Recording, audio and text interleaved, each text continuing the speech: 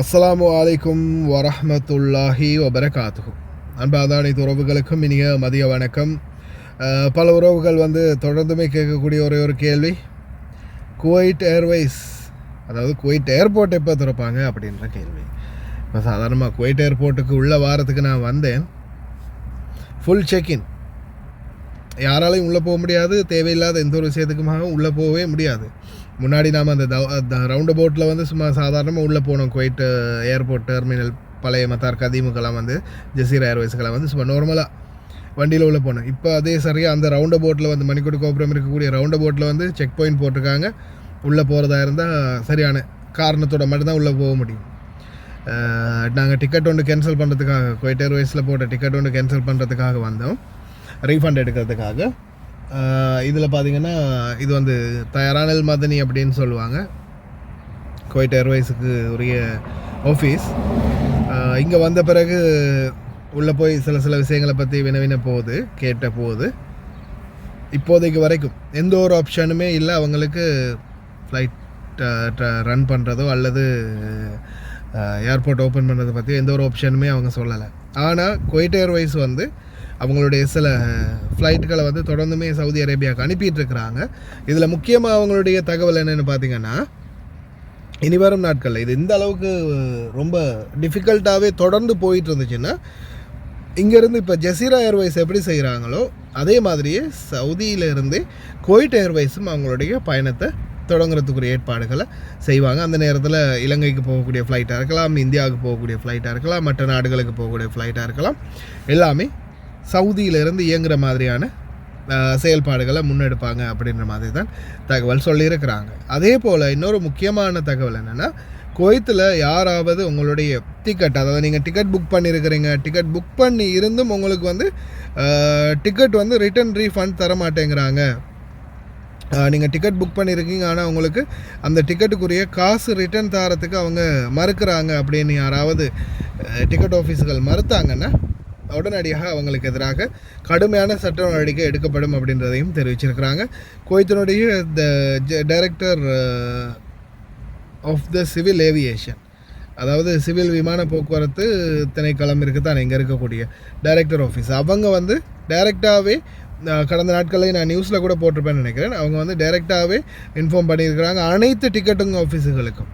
Ticketing office எல்லாத்துக்குமே உங்களுடைய ticket, யாராவது ஒருத்தர் டிக்கெட் போட்டு அவங்களுடைய டிக்கெட் நாள் போயிடுச்சு, இன்றைக்கி போக வேண்டிய டேட்டு ஆனால் போக முடியலை அப்படின்னு இருக்கும்போது உங்களுக்குரிய அந்த டிக்கெட்டுக்குரிய கோஸ்ட் அல்லது உங்களுக்கு தேவையாக இருந்தால் எனக்கு டேட்டை கொஞ்சம் தள்ளி போடுங்க, மாதம் போடுங்க, அதுக்கு அடுத்த மாதம் போடுங்க அப்படின்னு நம்ம டேட்டை தள்ளி போட்டுக்கொள்ளலாம்.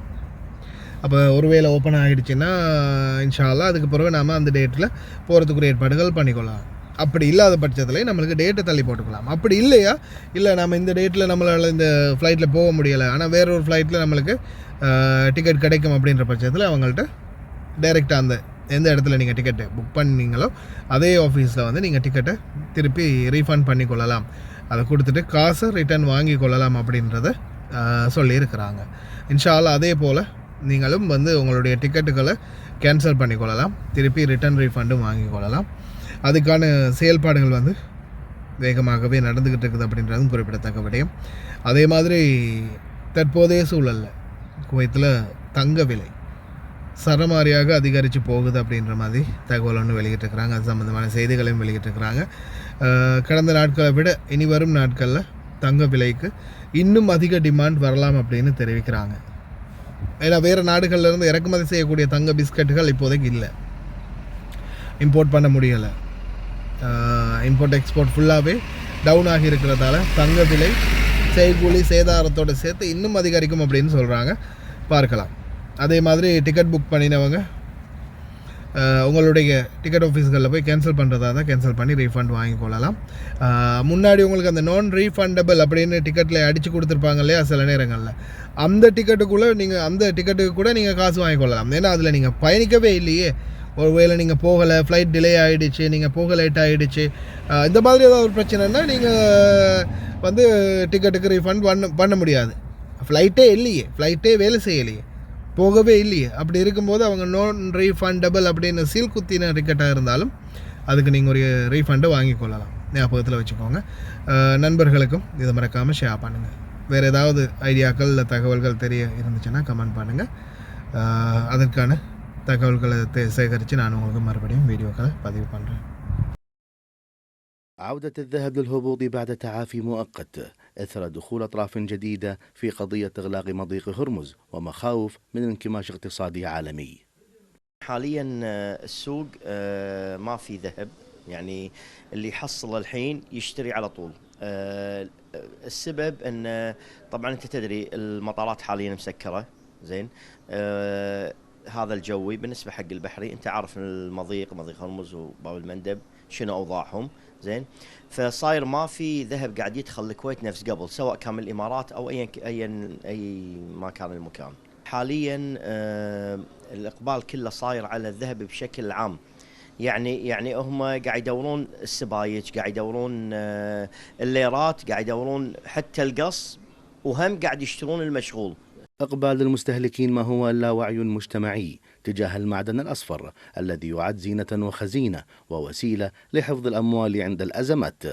الحين الطلب صاير أغلب على السبايك وعلى الليرات، هذا شيء معروف عند الكل بسبب النزول القوي اللي حاصل على الذهب. هذا يعني الأونصة 5500 إلى 4200، وصلت 4100 وردت الحين ارتفعت على 4700. صاير على السبايك على الليرات، قلتهم بالسوق تخلي العميل يتجه اتجاهات أخرى، ياخذ المصيوق المشغول بمصنعيات قليلة. هذا أول شيء. الشيء الثاني الإقبال، أساس الإقبال الزحمة تبلش العصاري الصبحيون ياخذون اللي عندها عرس، عندها حفلة، عندها شيء، تاخذ لها شغلة بسيطة حق اللبس، تاخذ شبكة، تاخذ حتى كراسي ياخذون حق اللبس، مضاعد.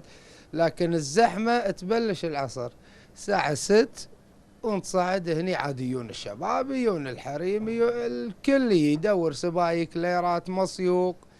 فهذا اللي حاصل الحين بسوق الذهب.